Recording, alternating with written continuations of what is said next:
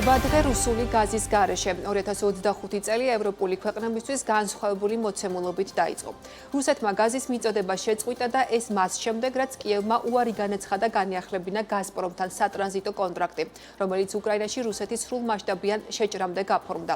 რუსეთისთვის კიევის უარმა ყველაზე მეტი გამოწვევა აღმოსავლეთ ევროპის ქვეყნებისთვის შექმნა. განსაკუთრებით რთულ ვითარებაში აღიარებულ დნესტრისპირეთია, რომელიც გაზს ასევე უკრაინის გავლით იღებდა. უკრაინის პრეზიდენტმა რუსეთის ბუნებრივი არის ევროპისთვის მიწოდების შეწყვეტა პუტინის დიდ მარცხად შეაფასა. მან იმედი გამოთქვა, რომ ამერიკის შეერთებული შტატები ევროპისთვის გათხევადებული გაზის LNG-ს მიწოდებას გააზრდის. თავის მხრივ ევროპაში რუსული გაზის გაყიდვების შემცირდა. 2023 წელს რუსული ენერგოგიგანტი ბოლო 20 წლის მანძილზე პირველად იყო ზარალზე და დაახლოებით 7 მილიარდი დოლარი იზარალა. გაზპრომის ზარალის მთავარი მიზეზი ევროკავშირში შემცირებული გაყიდვებია, რასაც ჩინეთი ვერ აკომპენსირებს ბევრი მიზეზის, უმთავრესად კი ევროპასთან შედარებით მცირე გამტარობის გასადენის გამო. რუსეთი უკრაინის გავლით ევროპას გაზს 1991 წლიდან აწუდიდა და კონტრაქტის შეწყვეტით მნიშვნელოვანი ბაზრები დაკარგა, თუმცა ვლადიმირ პუტინი ამბობს, რომ ევროკავშირი უფრო იზარალებს. როგორ შეხვდა ევროპა რუსული გაზის შეწყვეტას, რა ზარალს იღებს რუსეთი, როგორ აპირებს და რა დაუჯდება ევროპას გაზით მომარაგებაში ამ დანაკლისის შევსება. ევროპის გაზის ბაზარზე არსებულ ვითარებას სტუმართან ერთად შევაფასებთ. ენერგეტიკოსი არჩილ მამათელაშვილი გვერდდება პირდაპირ ეთერში. მოგესალმებით ბატონო არჩილ, პირველ რიგში დიდი მადლობა თქვენი დროისთვის. მოგესალმებით, მადლობა თქვენ. ბატონო არჩილ, რამდენად მზად შეხვდა ევროკავშირი, ევროპის ქვეყნები კონტრაქტის შეწყვეტას უკრაინის მხრიდან შემდგომ შემთხვევაში გაზპრომთან და თუ შეგვიძლია ვისაუბროთ იმ დანაკლისზე, რომელსაც მიიღებს ამ კონტრაქტის შეწყვეტით, როგორც ერთი მხრივ ევროკავშირი, ასევე უკრაინა და რუსეთი. ეს შეწყვეტა, გაზის შეწყვეტა, რომელიც ახლა მოხდა, ძალიან მნიშვნელოვანი აღინიშნოს, რომ ეს არ იყო იმ მასშტაბის მოცულობითი, რომელიც მოხდა 2022 წელს, მას შემდეგ, რაც რუსეთი შეიჭრა უკრაინაში და ომი დაიწყო. ამ შემთხვევაში მოცულობა ბევრად უფრო ნაკლებია, ისე ცნობისათვის, რუსეთი მანამდე, სანამ ომს დაიწყებდა უკრაინაში, დაახლოებით 140 მილიარდი კუბომეტრიდან 160 მილიარდ კუბომეტრამდე წელს გააჩნია მეპეობდა ციფრები გაზს აწვდიდა ევროპას და ახალი მილსადენი, რომელიც დღეს უკვე არ არის ფუნქციონირებადი, ჩრდილოეთ ნაკადი, რომელიც რუსეთიდან გერმანიაში უნდა გაზი მიეწოდებინა, მას კიდევ 55 BCM მილიარდი კუბომეტრი უნდა დაემატებინა. ამიტომ მასშტაბები, რაც ევროპამ მილსადენის გაზზე უარი თქვა, მასთან შემდეგ რაც ახლა დაუშვათ, არის საკმაოდ დაბალია. თვითონ ამჟამად ევროპა რუსეთიდან ამ მილსადენის გაზით რაც იღებდა, იყო მხოლოდ და მხოლოდ დაახლოებით 8-9% შეიძლება მთელი იმ ბუნებრივი აირის, რომელიც მას უნდა შეეძლო მოეხმარა. ამიტომ ეს არ იყო ძალიან, ასე ვთქვათ, დიდი დარტყმა, ამისთვის ევროპა მზად იყო. მაგრამ არის რამოდენიმე ფაქტორი, რის გამოც ევროპაზე ეს დიდი გავლენას ვერ მოახდენს. პირველ რიგში ეს, რომ მასშტაბი არ იყო დიდი და ამისათვის ევროპაში იცით უკვე ბუნებრივი აირის იმპორტიორები, ძირითადად LNG-თ ხდებოდა ჩანაცვლება და ეს იყო ნორვეგია, რომელიც 30%-ია, ამერიკის შეერთებული შტატები და თქვენ წარმოიდგინეთ რუსეთი, მიუხედავად იმისა, რომ მილსადენის გაზი მიღება შეწყვეტილია, ევროპის ზოგიერთი ქვეყნები, მათ შორის საფრანგეთი, ესპანეთი, იყიდულობენ LNG-ს, ანუ გათხევადებულ ბუნებრივ აირს. და მათი მოცულობა, რა თქმა უნდა, შედარებით იმასთან, რასაც აწვდიდა, ბევრად ნაკლებია, იმიტომ რომ რუსეთის გათხევადებული არის წარმოებას, მერე მისი გადაზიდვას და მისი, ვთქვათ, ლოგისტიკურადაც არ აქვს იმის რესურსი, რაც მოდემის კომპენსაცია მოახდინოს, დაახლოებით 15-16 მილიარდ კუბომეტრამდე ავიდა. თვითონ რაც შეეხება კონკრეტულ სლოვაკეთი და უნგრეთიდან, ავსტრია იყო ავსტრია, თუმცა ასე ვთქვათ, აღარ ითხოვს დამატებით ცოტა ადრეც კითხვა უარი რუსულ გაზზე. ორი ქვეყანა იყო ესენი, მილსადენი, როგორც უკრაინიდან შედის სლოვაკეთში და იღებდა ბუნებრივ აირს სლოვაკეთი და უნგრეთი. მაგრამ ეს ორი ქვეყანა არ არის, ასე ვთქვათ, გიგანტები ბუნებრივი აირის მოხმარებაში, შედარებით მცირე ზომის ქვეყნებია, მოხმარებაც აქვს შედარებით. უნგრეთს ჰქონდა დაახლოებით რუსული გაზი 6.7 თუ არ ვცდები წინა წელს მოხმარება და სლოვაკეთს ჰქონდა დაახლოებით თუ ავსტრიასაც დავუმატებთ, ეს არ აღემატებოდა 13 მილიარდ კუბომეტრ გაზს, რაც საკმაოდ მცირე მოცულობაა დამეთანხმებით იმასთან შედარებით, რაც რუსეთმა დაკარგა უკვე ევროპის ბაზარი 2022 წელს.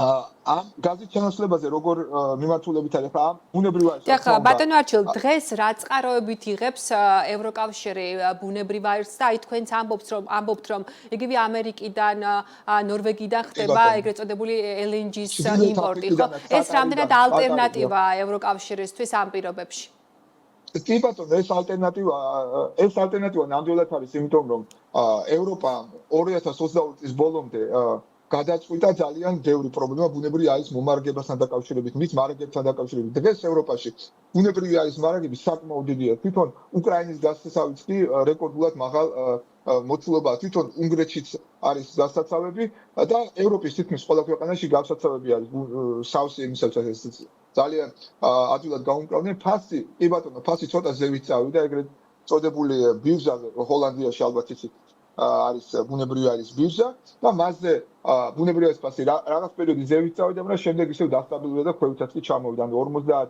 აქ ზომავენ და იმით მეგავატ საათებით. ნუ როგორც ბატონო რა ხდეს, იგივე რადგან ფასებს შეეხეთ, რა ხდეს დღეს გავლენას ფასებზე და რა ფაქტორებმა შეიძლება იმოქმედოს ბუნებრივ აირზე ფასებზე. აი დიახ თქვენ აღნიშნეთ რომ თავიდან ნახეთ რომ ცოტა ზრდა იყო, მაგრამ შემდეგ ქვემოთ ჩამოვიდა ბირჟაზე ბუნებრივი აირის ღირებულება. რა განსაზღვრავს რეალურად მის ღირებულებას? მიწოდება და მოთხოვნა უბრალოდ რაღაც პერიოდში ვის განმავლობაში მცირე მოცულობა იყო, არ იყო კიდევ არ რეკორდული მოცულობა, მცირე მოცულობა იყო, მოხდა მისი ჩანაცვლება, ხო? ქვეყნ ლიდერები და ნორვეგია, რომელიც 30%-ზე მეც, ამერიკის შეერთებული შტატები LNG-ს 20%-ს ამარაგებს, ჩრდილოეთ აფრიკის ქვეყნები 15%-ია, კატარია დაახლოებით 6% და მისი წილი იზრდება, ну, რა თქმა უნდა, მცირედი ბრიტანეთიდან და კიდე სხვა დაახლოებით 10% სხვა ქვეყნებიდან არის. ამიტომ ამის ანუ ევროპას არის დაახლოებით 75-80% არის იმპორტზე დამოკიდებული. განარჩენი ადგილობრივი მოპოვებაა. აქედან გამომდინარე ჩანაცვლება სწორედ ამ იმპორტის საშუალებით ხდება. და თვითონ სხვა შორის რუსული LNG-ს იმპორტის გაიზარდა, ეს არ იყო ძალიან მნიშვნელოვანი, მილიონი 1 BCM იყო 1 მილიარდი კილომეტრი უკაცრავად. მაგრამ ნუ მაინც გაიზარდა ეს მოცულობა. ანუ ლუზისება LNG-ს დაიწყეს მიწოდება. ამიტომ თვითონ ზარალს რაც შეეხება თქვენ მითხარით და მე ვერ მოვასწარებ გეგმება პასუხა. თვითონ ზარალი კონტრაქტუალური ზარალი რუსეთმა ყოველ და კონკრეტულ მოცულობაზე ნახა დაახლოებით 5 მილიარდი ზარალი, ყოველწლიური, ხოლო უკრაინამ 800 მილიონი. მაგრამ რუსეთმა 2022 წლის კონტრაქტები რაც ევროპასთან ხდება, მაგალითად უზარმაზარი და ბევრად მეტი ზარალი ნახა გაზპრომმა. მაშინ ვიდრე თუნდაც ახლა მეორე ევროპა ამისთვის მზად იყო. ეს არ იყო მოულოდნელი, როგორც 2020 წელს ომის დაწყების შემდეგ ეს მოულოდნელი შოკი იყო, ხო არ ელოდნენ ესეთ ფართომასშტაბიან ომის დაწყებას. თვითონ რუსეთი უარყოფდა ამას დაწყების წინადრეს. მაგრამ დღეს უკვე მზად იყვნენ ესენი. გარდა ამისა არის კიდევ მოლაპარაკება ესეთი, რომ უნგრეთს სურვილი აქვს და სლოვაკეთს, რომ მიიღოს ბუნებრივი აირი, თუ იცით ალბათ მილსადენი, რომელიც აკავშირებს რუსეთს, ანაპა არის ესეთ ქალაქი მასთან ახლოს და თურქეთს, ამ მილსადენით იღებს ბუნებრივ აირის თურქეთი და აქედან გარკვეული წილი მილსადენის შემდეგ რა თქმა უნდა მე ევროპაში ბულგარეთის გავლით შემდეგ ევროპაში ბუნებრივი აირის აწვდის და გარკვეული ნაწილი ამით მოხდეს დაკომპენსირება, მაგრამ აქ იყო ერთი პრობლემა, სანქციების პრობლემა იყო, იმიტომ რომ რუსული ბანკები დასანქცირებულია ანგარიშწორებაზე თურქეთს მისცეს ასე ვთქვათ უფლება რომ მხოლოდ და მხოლოდ ბუნებრივი აირის ეს ფული გადაეხადა. ეხლა ლაპარაკი იყო რომ უნგრეთშიც მიეცათ მაგის უფლება. სლოვაკეთზე ჯერჯერობით არ არის. სლოვაკეთს მაგის უფლება ანუ შემოწმეთ თუ მაგის უფლება ანგარიშწორების პრობლემა იქნება და შეიძლება ეს გალის იმპორტი ვერ გააკეთოს, მაგრამ შემოიტანენ სხვა ფორმით, სხვა ქვეყნებიდან, ევროპის ქვეყნებიდან და შემოიტანენ ეს ქვეყნები. ანუ რეალურად მსხვილმასშტაბიანი პრობლემა ამას არ იქნება, ანუ ერთი, იმიტომ რომ მზად იყვნენ ამისთვის, მეორე მარაგები საკმაოდ არის LNG, აგრეთვე მათი მიწოდება შეიძლება, მისი გაზდა შეიძლება და ნუ არ არის ეს რაღაც სერიოზული პრობლემა თვითონ ეს უფრო იყო პოლიტიკური, რომ ევროპა მაინც იღებდა მილსადენის გაზს რუსეთიდან და ეს გამონაკლისეს სამი ქვეყანა იყო ბოლოს ორი დარჩა და უფრო და ვიდრე ის რომ რაღაც ბუნებრივი არის შოკი მოხდებოდა ევროპაში, ან რუსეთმა რაც ზარალი ნახა, ეს ბევრად მეტი იყო და ბევრად მეტი აღემატებოდა იმას 22 წელს, ვიდრე მან რომელიც ამით ნახა ეს. კი ბატონო არჩილ, აზერბაიჯანს რა როლი შეიძლება ჰქონდეს ამ პროცესში და ევროპის გაზმომარაგებაში რა როლი შეიძლება შეასრულოს? ახლა ჩვენ ხედავთ, რომ მცირედი მოცულობების ზრდა არის სამხრეთ დერეფანში. რამდენად შესაძლებელია, რომ ასე ვთქვათ, ეს მოცულობები გაიზარდოს და მნიშვნელოვანი როლი ჰქონდეს ამ შემთხვევაში აზერბაიჯანს ევროპის გაზმომარაგებაში? კი, რა თქმა უნდა, აზერბაიჯანს შეუძლია გაზარდოს კიდევ მოცულობები, იმიტომ რომ მას აქვს ამაზე ვისაუბრეთ, რომ მას აქვს რესურსი, რომ მომავალში წლებში გაზარდოს თავისი მოპოვება და მიწოდებაც, მაგრამ აქ არის ერთი, თუმცა ამის გადაჭრა შეიძლება, რა თქმა უნდა, ტექნიკურად. აქ არის საუბარი იმაზე, ეგრეთ წოდებული ორი არის, ხო, ერთი არის ვთქვათ ტრანსანატოლიური მილსადენი, რომელიც შემდეგ ერზერუმიდან შემდეგ აკავშირებს თუ დანარჩენ თურქეთს მოგხსენებათ ეს აღმოსავლეთ ნაწილი და თურქეთში მოხმარება ძალიან დიდია უფრო დასავლეთ ნაწილში და შემდეგ იქიდან არის ეგრეთ წოდებული ტრანსადრიატიკული მილსადენი, რომელიც უნდა ალბანეთის და ბოლოს იტალიაში მთავრდება ეს, რომელიც 2020 წელს თუ ასწრებით 20 წელს შევიდა ექსპლუატაციაში. აქედან გადაცემის რესურსი თვითონ აქ არის დაახლოებით ზუსტად 16.2 BCM, რომელიც გადაეცემა ერზერუმიდან დაუშვათ სანამ ტრანსადრიატიკულ მილსადენის საკონექსიო პუნქტამდე მივა. ამ შემთხვევაში რაღაც ნაწილს აქ თვითონ დასავლეთ თურქეთში იღებენ მოხმარებას. ეს არის 5.7 იყო გასულ წელს. ანუ რაც რჩება სხვაობა, რაც რჩება 10.5, ეს არის ოდნავ იმაზე მეტი, ვიდრე ტრანსადრიატიკული გასადი უნდა მიაწოდოს. ანუ აქ არის მილსადენების პრობლემა, არა მარტო აქ არის რომ აზერბაიჯანი ვერ მოიპოვებს მომავალში და ვერ მოახდენს როცა შაჰდენის შემდეგ ეტაპი ბოლო ეტაპები ამუშავდება. არამედ პრობლემა არის რომ მილსადენების გაფართოებაც უნდა მოხდეს. მაგრამ აქ სოფლიოში უნდა ნახოთ რომ ძალიან საინტერესოა LNG-ს თვითონ მილსადენის გაზს ანაცვლებს LNG. და მან შეიძლება თურქეთიდან LNG-ს ფორმითაც მიეწოდოს. ნუ დღეს შეუძლებელია, მაგრამ ეს ბატონო არჩილ, ცოტა დრო გვაქვს დარჩენილი, ამიტომ კიდევ ერთი კითხვის დასმა მინდა თქვენთან მოვასწრო საქართველოსთან დაკავშირებით. ხედავთ, რომ საქართველოს გაზმომარაგებაში რუსეთის გაზის იმპორტის წილი იზრდება და ჩვენ რასაც ვნახეთ 2025 წელს ელოდება ეკონომიკის სამინისტრო, რომ 400 მილიონი კუბური მეტრი გაზის მიღება მოხდება რუსეთიდან, ანუ ორჯერ მეტის, ვიდრე ეს პროგნოზი იყო 2024 წელს. ზოგადად აი რუსული გაზის წილის და არის თუ არა სახიფათო საქართველოსთვის რას გვეტყვით? ეს ის არის ეს ნამდვილად რუსეთზე დამოკიდებულება, ხო, დღეს მით უმეტეს მეზობელი სახელმწიფო ყოველთვის ფრთხილად უნდა იყოს, იმიტომ რომ რუსეთს გაზი აქ არ უნდა მხოლოდ ფინანსური.